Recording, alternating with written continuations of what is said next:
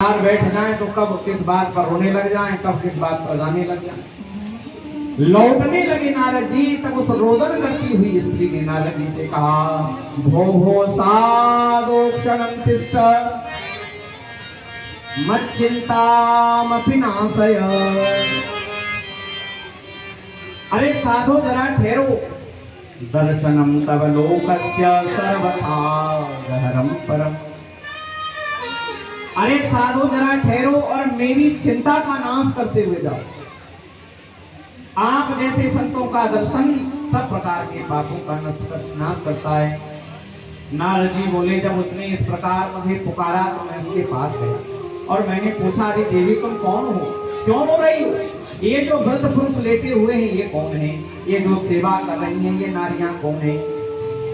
तब उस रोदन करती हुई स्त्री ने अपना परिचय दिया, अहम भक्ति विख्यात इमौ में तनयो मतौ ज्ञान वैराग्य नामानो काल योगेन जर्जरम्। हे नारद जी, मेरा नाम भक्ति है, मैं भक्ति। ये जो वृद्ध पुरुष लेटे हुए हैं ये कोई और नहीं है, मेरे ही पुत्र ज्ञान और वैराग्य हैं। अधिक परिचय में आपको दूं तो मेरा जन्म दक्षिण देश में हुआ है। उत्पन्ना द्रवणे साहं वृद्धिं कर्णाटके गता क्वचित् क्वचिन् महाराष्ट्रे गुर्जरे जीर्णतां गता। द्रविड़ देश में मैं पैदा हुई हूँ, महाराष्ट्र में मैं पली बड़ी, कर्नाटक में पली बड़ी हूँ, महाराष्ट्र में कहीं कहीं मेरा सम्मान हुआ है और जैसे ही मैं गुजरात में गई मैं बूढ़ी हो गई। लेकिन गुजरात से जब मैं इस वृंदावन में आई हूँ तो वृंदावन में आते ही मैं तो जवान हो गई, लेकिन मेरे दोनों पुत्र ज्ञान वैराग्य बूढ़े हो गए।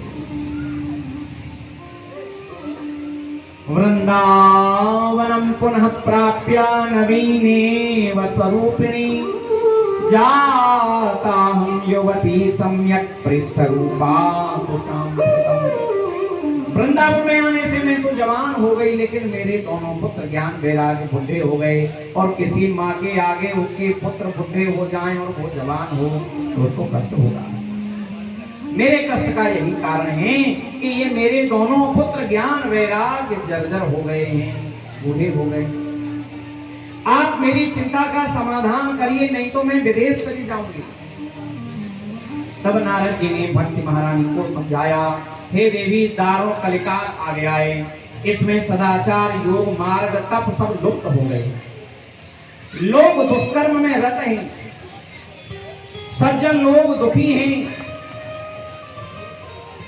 और दुष्ट सुखी हैं।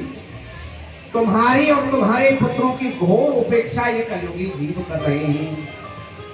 लेकिन ये धन्य है वृंदावन, जो वृंदावन में आकर के तुम युवती हो गई। धन्यम वृंदावनम तेन भक्तिर नृत्यम यत्र।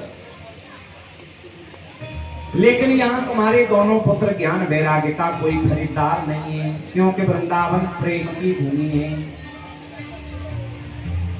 लेकिन सुनो, तुम श्री कृष्ण भगवान के चरणों का ध्यान करो, तुम्हारा दुख अपने आप चला जाएगा। श्री कृष्ण चरणाम भोज स्मर दुखम गमिष्यति। तुम खेद मत करो, तुम्हारा दुख अवश्य नष्ट होगा। और नारद जी ने फिर ज्ञान वैराग्य को स्वस्थ करने का प्रयास किया। ज्ञान वैराग्य के कानों में वेद के मंत्र सुनाए। थोड़ी सी चेतना आई, लेकिन फिर ज्ञान वैराग्य निस्तेज होकर के गिर गए। वेद वेदांत घोषिश्च गीता पाठेर मुहुर्मुहु। वेदांत सुनाया, उपनिषदों का सार गीता, और एक बार नहीं बार बार गीता सुनाई, लेकिन फिर भी ज्ञान वैराग्य नहीं जगे।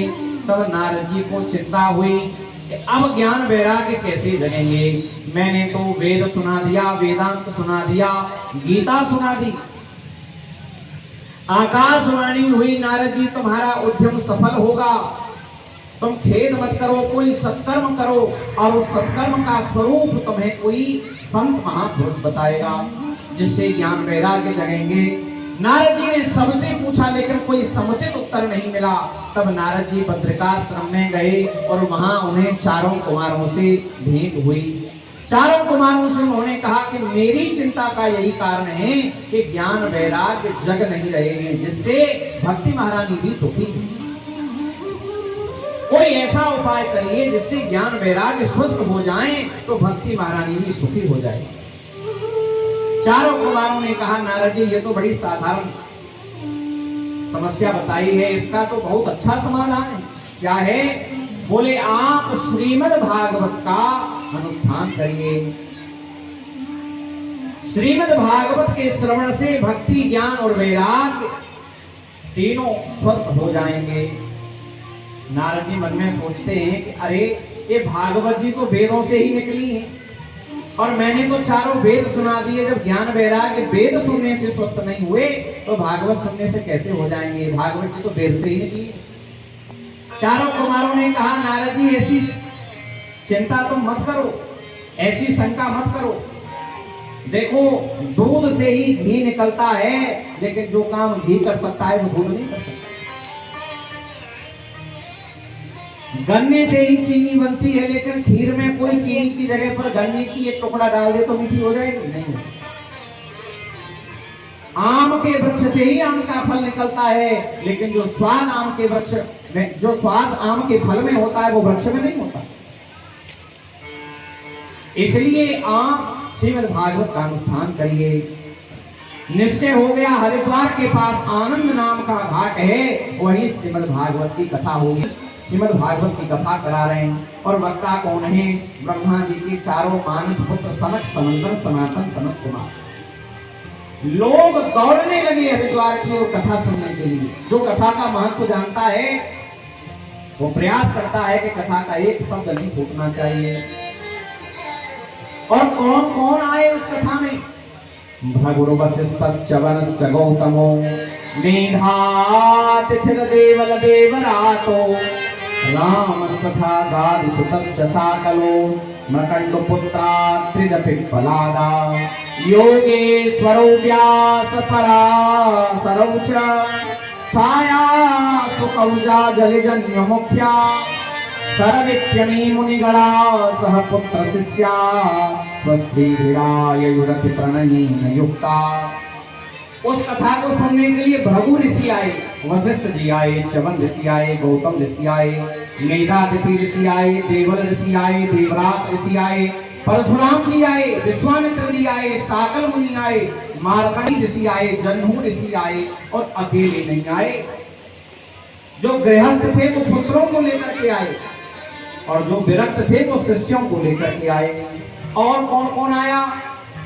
वेदांतानि च वेदाश्च मंत्राः तंत्राः समृतय 10 सप्त पुराणानि षट् शास्त्राणि तथा ययो। चारों वेद आए, वेदांत आए, उपनिषद आए, समस्त मंत्र आए, तंत्र आए, 17 पुराण आए, 6 शास्त्र आए, गंगा पवित्र नदियां आई, पुष्कर इत्यादि पवित्र सरोवर आए, कुरुक्षेत्र इत्यादि पवित्र क्षेत्र आए, 10 दिशाएं आई, गंडक इत्यादि पवित्र वन आए, हिमालय इत्यादि पर्वत आए, देवता आए, गंधर्व आए, दानव आए और जो नहीं आ रहे थे उन्हें प्रभु जी जबरदस्ती लेकर के आए। और ऐसी बात नहीं है मंदिर भैया कि तभी आए आज नहीं आते। आज भी जहां विशुद्ध श्रीमद् भागवत की कथा होती है तो ये सारे महापुरुष, ये समस्त विभूतियां सूक्ष्म रूप से पांडाल में उपस्थित होती हैं। आज भी आते हैं, लेकिन आते वहीं हैं जहां कथा हो रही है। नौटंकी में नहीं आते। कथा के नाम पर जो नौटंकियां आजकल हो रही हैं उनमें ये आते तो हैं पोस्टर देख करके कि भाई भागवत की कथा हो रही है वहां चलो, लेकिन जब वहां ये सब विकृतियां देखते हैं तो फिर चले जाते हैं दुखी होकर। कथा प्रारंभ हुई, सनत कुमारों ने नारद जी को भागवत